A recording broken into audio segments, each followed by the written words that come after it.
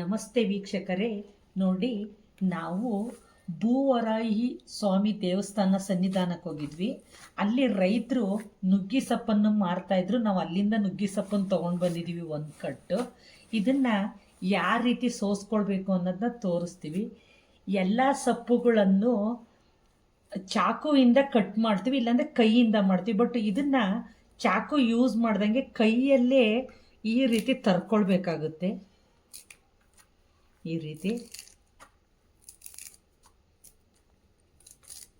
ರೀತಿ ತರ್ಕೊಂಡು ನೀಟಾಗಿ ಇದ್ರದಿಂದ ಬಸ್ಸಾರು ಮಾಡೋದು ಹೇಗೆ ಅನ್ನೋದನ್ನ ನಾನು ತೋರಿಸ್ಕೊಡ್ತೀನಿ.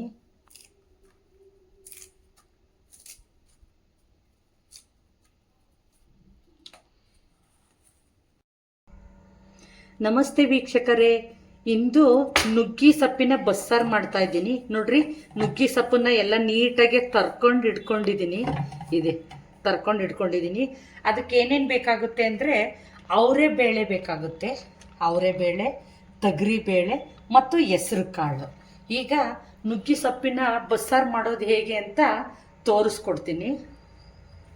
ಮೊದಲಿಗೆ ಸ್ಟವ್ ಆನ್ ಮಾಡಿಕೊಂಡು ಒಂದು ಸ್ಟೀಲಿನ ಪಾತ್ರೆ ಇಡ್ತಿದ್ದೀನಿ.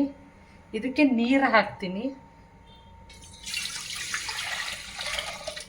ಇದು ನೀರು ಫುಲ್ ಬಿಸಿ ಆಗೋವರೆಗೂ ಕಾಯಬೇಕಾಗುತ್ತೆ. ನೋಡಿ ವೀಕ್ಷಕರೇ, ನೀರು ಕುದೀತಾ ಇದೆ. ಈ ಸಂದರ್ಭದಲ್ಲಿ ಅವರೆಬೇಳೆ, ತೊಗರಿಬೇಳೆ ಮತ್ತು ಹೆಸರು ಕಾಳನ್ನು ತೊಳೆದು ಹಾಕಬೇಕಾಗುತ್ತೆ.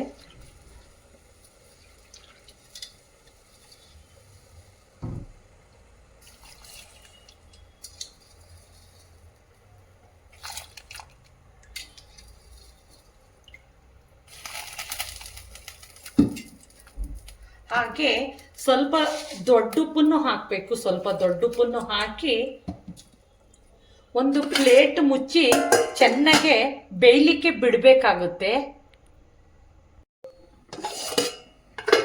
ನೋಡಿ ವೀಕ್ಷಕರೇ, ಬೇಳೆ ಬೆಂದಿದೆ. ನೋಡಿ ಬೇಳೆ ಬೆಂದಿದೆ ಅಂದರೆ ಫುಲ್ ಬೆಂದಿಲ್ಲ, ಅರ್ಧ ಬೆಂದಿದೆ. ಫುಲ್ ಬೇಯಿಸ್ಬಾರ್ದು, ಯಾಕೆಂದ್ರೆ ಇನ್ನೂ ನುಗ್ಗಿ ಸೊಪ್ಪನ್ನು ಹಾಕಿಲ್ಲ. ಅರ್ಧ ಬೆಂದಿದೆ. ಈ ಸಂದರ್ಭದಲ್ಲಿ ನುಗ್ಗಿ ಸೊಪ್ಪನ್ನು ಹಾಕಬೇಕು. ಸ್ವಲ್ಪ ತೊಳೆದು ಹಾಕ್ತಾ ಇದ್ದೀನಿ.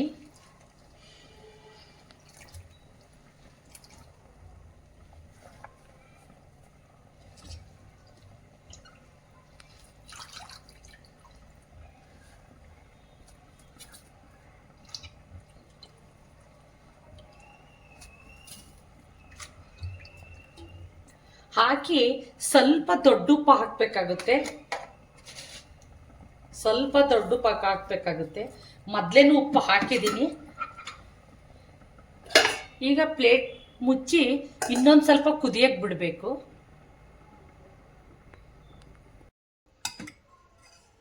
ನೋಡಿ ವೀಕ್ಷಕರೇ, ತೊಗರಿಬೇಳೆ, ಹೆಸರು ಕಾಳು, ಅವರೆಬೇಳೆ ಮತ್ತೆ ನುಗ್ಗಿ ಸೊಪ್ಪು ಚೆನ್ನಾಗಿ ಬೆಂದಿದೆ.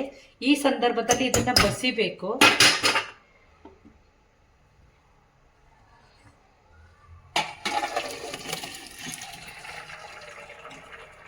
ನೋಡ್ರಿ, ಈ ರೀತಿ ಬಸ್ಕೊಳ್ಬೇಕಾಗುತ್ತೆ.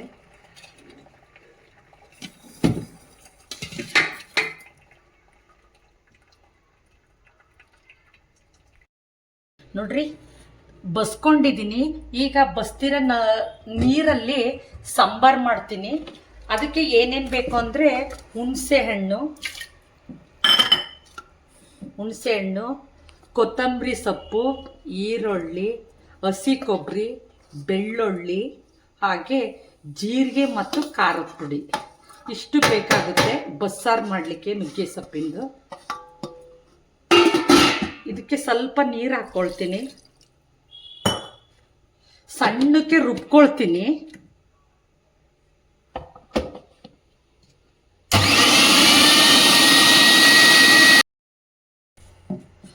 ನೋಡಿ ವೀಕ್ಷಕರೇ, ಹೀಗೆ ಸಣ್ಣಕ್ಕೆ ರುಬ್ಕೊಂಡಿದ್ದೀನಿ.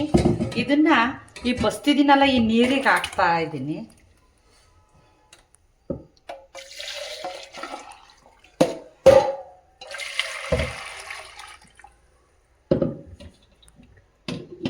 ಇದು ಬಸ್ಸಾರಾಯಿತು ನುಗ್ಗಿ ಸೊಪ್ಪಿನ.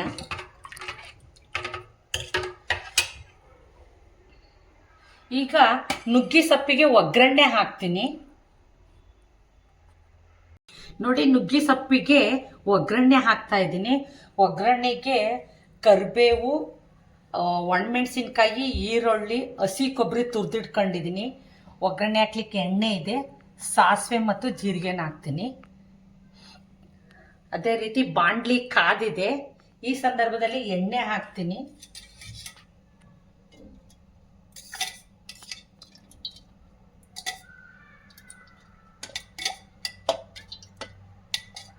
ಒಂದು 5 ಸ್ಪೂನ್ ಎಣ್ಣೆ ಹಾಕ್ತೀನಿ. ಎಣ್ಣೆ ಸ್ವಲ್ಪ ಹೊತ್ತು ಕಾಯಬೇಕು.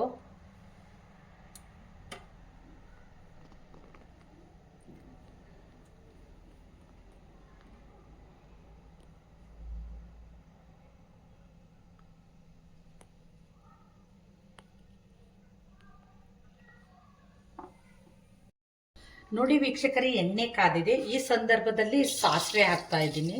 ಸ್ವಲ್ಪ ಸಾಸಿವೆ,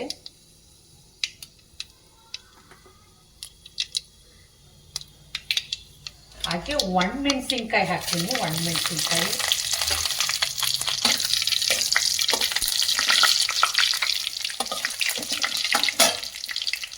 ಹಾಗೆ ಕರಿಬೇವು,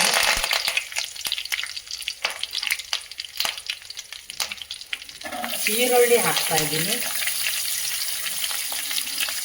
ಹಾಕಿ ಈರುಳ್ಳಿ ಚೆನ್ನಾಗಿ ಕಂದಬೇಕು.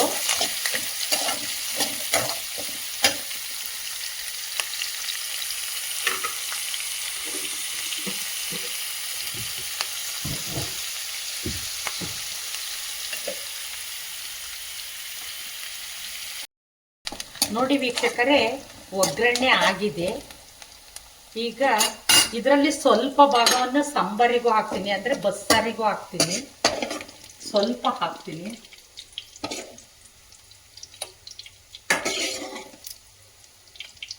ಸ್ವಲ್ಪ ಬಸ್ಸಾರಿಗೂ ಹಾಕ್ತೀನಿ ಒಗ್ಗರಣೆನ.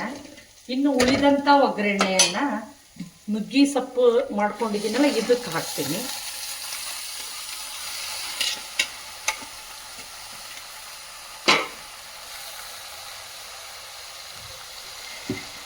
ಹಸಿ ಕೊಬ್ಬರಿ ಇದೆಯಲ್ಲ, ತುರಿದಿಟ್ಕೊಂಡಿನಲ್ಲ, ಇದನ್ನು ಹಾಕ್ತೀನಿ.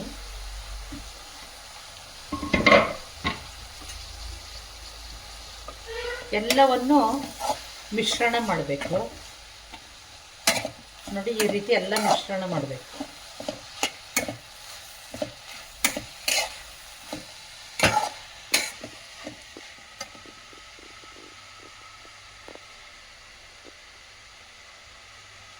ನೋಡಿ, ನುಗ್ಗಿ ಸೊಪ್ಪು ಇನ್ನ ಬಸ್ಸಾರು ರೆಡಿಯಾಗಿದೆ.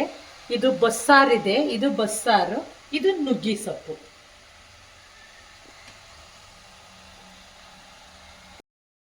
ನೋಡಿ, ಬಸ್ಸಾರಿಗೆ, ನುಗ್ಗಿ ಸೊಪ್ಪಿನ ಬಸ್ಸಾರಿಗೆ ರಾಗಿ ಮುದ್ದೆ ಮಾಡ್ತಾ ಇದ್ದೀನಿ.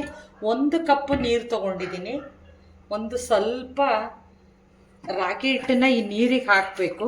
ಇದು ಈ ರೀತಿ ಚೆನ್ನಾಗಿ ಕೈಯಾಗ ಕಲಿಸ್ಬೇಕು. ಇದನ್ನ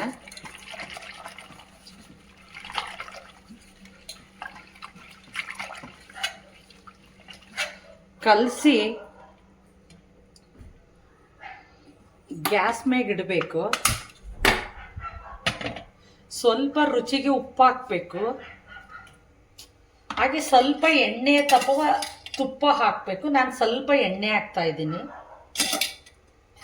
ಇದು ಗಂಟು ಆಗ್ದಂಗೆ ನೀಟಾಗಿ ಇದನ್ನ ಈ ಥರ ಸ್ಪೂನಿನ ಸಹಾಯದಿಂದ ತಿರುಗ್ತಾ ಇರಬೇಕು.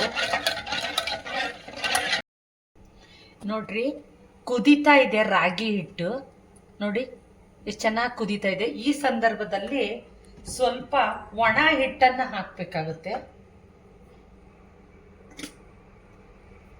ಒಣ ಹಿಟ್ಟನ್ನು ಹಾಕಿ ಕುದಿಲಿಕ್ಕೆ ಬಿಡಬೇಕು ಒಂದು ಸ್ವಲ್ಪ ಹೊತ್ತು.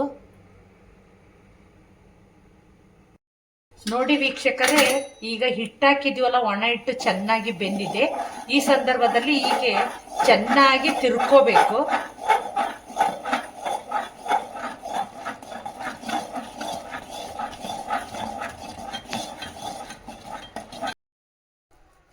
ನೋಡಿ ವೀಕ್ಷಕರೇ, ರಾಗಿ ಮುದ್ದೆ ರೆಡಿಯಾಗಿದೆ.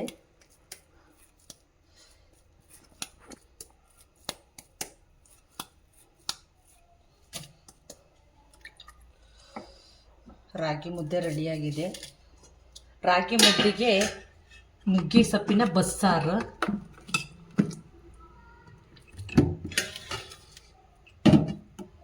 ನುಗ್ಗೆ ಸೊಪ್ಪಿನ ಬಸ್ಸಾರು, ಹಾಗೆ ನುಗ್ಗೆ ಸೊಪ್ಪು,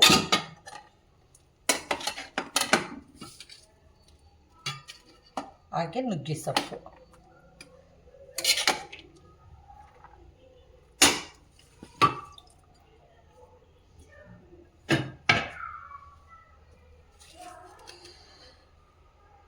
ನೋಡಿ ವೀಕ್ಷಕರೇ, ನಾನು ಮಾಡಿದಂತಹ ನುಗ್ಗೆ ಸೊಪ್ಪಿನ ಬಸ್ಸಾರು ಮತ್ತು ರಾಗಿ ಮುದ್ದೆ ನಿಮಗೆ ಇಷ್ಟವಾಗಿದ್ದರೆ like, comment, share, subscribe my channel.